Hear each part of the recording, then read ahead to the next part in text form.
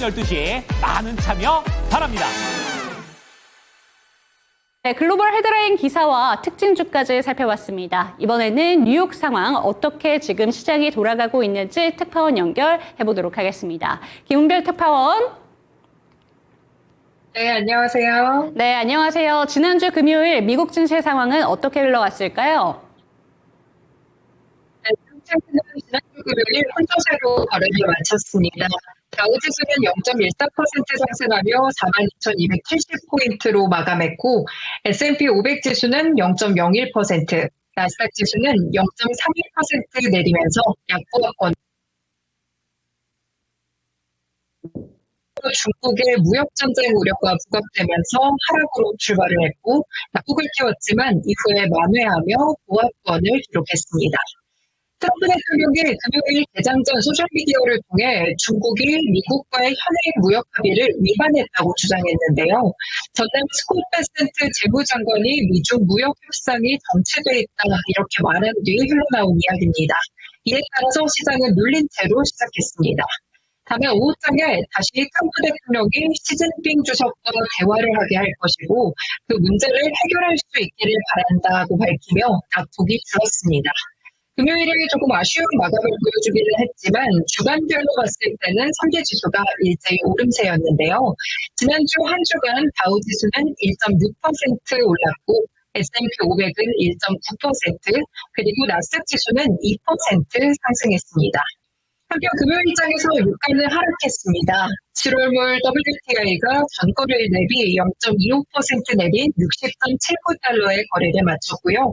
브렌트유도 0.4%가량 하락했습니다.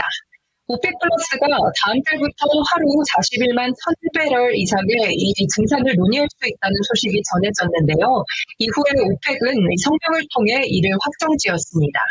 오펙이 증산을 잇따라 가속하면서 JP모건의 애널리스트들은 연말에 배럴당 50달러대까지 하락할 것이라고 예상했습니다. 네, 오펙의 증산에 대한 이야기까지 한번 살펴볼 수가 있었습니다. 하지만 지금 금요일장에서는 또 어떤 특징주들이 부각이 됐는지 궁금하신 분들이 있으실 것 같은데요. 특징주들도 한번 이야기해 주실까요? 네, 일단 빅테크 종목부터 보겠습니다. M7의 경우에는 일제히 흐름이 엇갈렸습니다. 애플과 마이크로소프트는 올랐고 메타 역시 0.38% 상승했습니다. 다만 미중 무역 전쟁이 재개될 것이라는 우려 속에 엔비디아는 2.9% 135달러 선을 기록했습니다. 테슬라 역시 3% 급락한 346달러로 장을 마쳤는데요. 이날 일론 머스크 CEO는 백악관에서 트럼프 대통령을 만나기도 했습니다. 금요일에 테슬라가 3%대 하락을 보이기는 했지만 일단 시장의 흐름만큼 테슬라는 5월간 무려 22.8% 급등을 했습니다. 그리고 앞서 말씀 주신 대로 이 팔란티어는 금요일장 7.7% 오른 131.78달러의 거래를 마쳤는데요. 뉴욕타임스에서 미국 정부가 팔란티어에 더 많은 일을 맡기고 있다고 보도했습니다. 뉴욕타임스에 따르면 팔란티어가 미국 정부와 긴밀하게 협력을 추구하면서 이 매출을 급격히 확대하고 있다고 보도했는데요. 트럼프 행정부는 팔란티어가 인공지능을 활용해 방대한 데이터를 분석하고 더 나은 결정을 내리는 데 도움을 주기 때문에 갈수록 일을 더 많이 맡기고 있다는 것입니다. 다만 일부에서는 트럼프 행정부와 팔란티어의 협력이 이민자 단속과 비판 세력을 억압할 수 있다는 시각도 제기됩니다. 실제 전현직 팔란티어의 직원들이 행정부와의 협력 중단을 촉구하는 공동 서한을 회사 측에 발송한 바 있습니다. 그리고 금요일장에서는 실적에 따른 특징 종목들도 살펴보셔야 될 것 같은데요. 얼타뷰티는 11% 급등했습니다. 1분기 순이익이 주당 6.7달러로 시장 예상치인 5.81달러를 크게 웃돌았다고 밝혔습니다. 같은 기간 매출도 전년 대비 4.5% 증가한 28억 5천만 달러를 기록하며 컨센서스를 상회했는데요.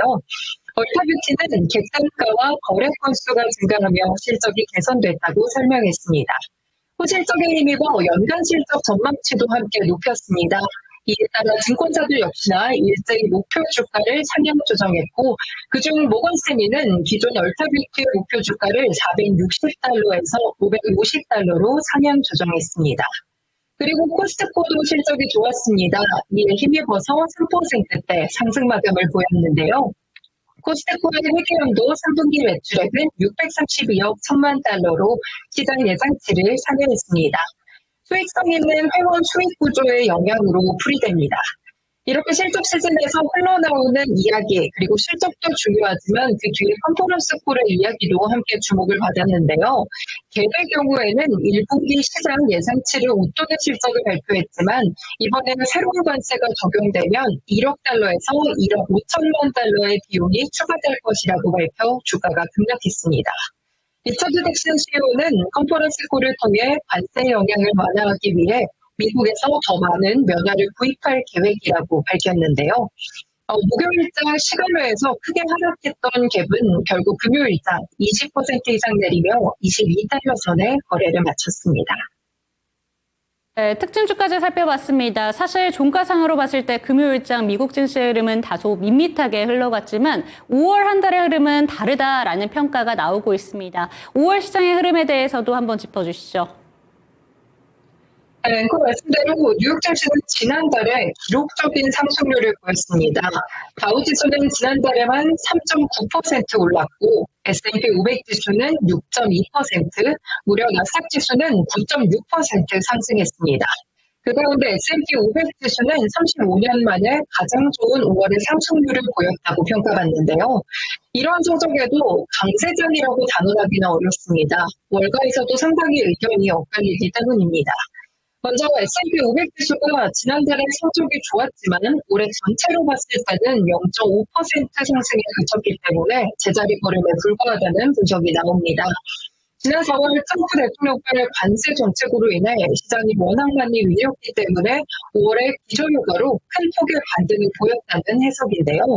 블룸버그 통신에서도 트럼프과의 무역 전쟁, 경기 둔화, 지정학적 긴장, 미 연준의 기준금리 정책 불확실성이 여전하다고 짚었습니다. 그리고 미국 싱크탱크 컨퍼런스 보드도 미국 CEO 10명 가운데 8명이 향후 12개월에서 18개월 사이에 경기 침체가 올 것으로 예상하고 있다는 설문조사 결과를 공개했습니다. 여기에 블룸버그는 여름 휴가철이 시작되기 때문에 이 시장이 역사적으로 부진한 6월로 진입하고 있다는 의견을 냈습니다.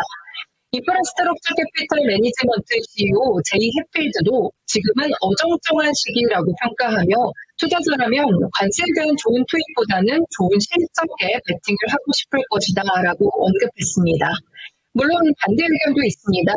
이 밸런스에 따르면 카슨 그룹의 CMS 라이언 디트릭은 1950년 이후 S&P 500이 5월에 5% 후반 월간 상승률을 기록한 경우에는 1년 뒤 지수가 하락한 적이 단 한 번도 없다고 분석했는데요.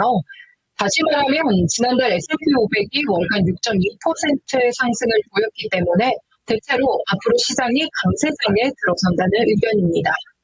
그리고 한편 현지 시간 30일 미국 상무부가 4월 PC 가격 지수를 발표했지만 금요일장에는 크게 영향을 주지 못했습니다.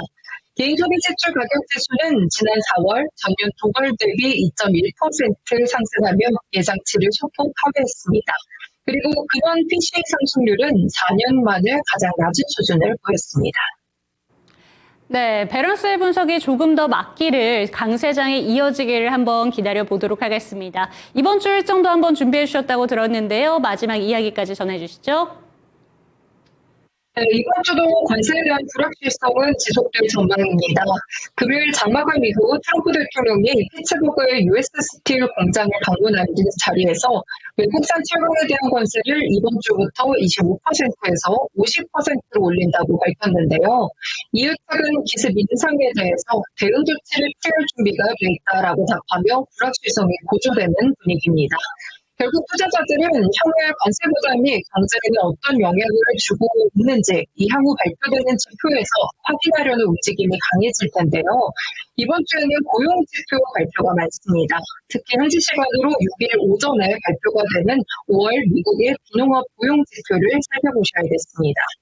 내일 일정도 보겠습니다. 내일은 5월 S&P 500이 글로벌 제조업 관리 지수, 4월 건설 지출, 5월 ISM 제조업 PMI, 제롬 파월 연준 의장의 연설, 로리 루건 댈러스 여는 총재, 그리고 오스타몰스비 시카고 연은 총재의 연설이 예정되어 있습니다. 네, 글로벌 시장에 대해서 스태그플레이션에 대한 우려가 나오고 있는 가운데 이번 주에는 고용 지표가 다수 예정되어 있다고 하니까 해당 지표까지 꼼꼼히 확인해 봐야겠습니다. 오늘 말씀 감사드립니다. 네, 고맙습니다. 네, 지금까지 모닝인 뉴욕이었습니다.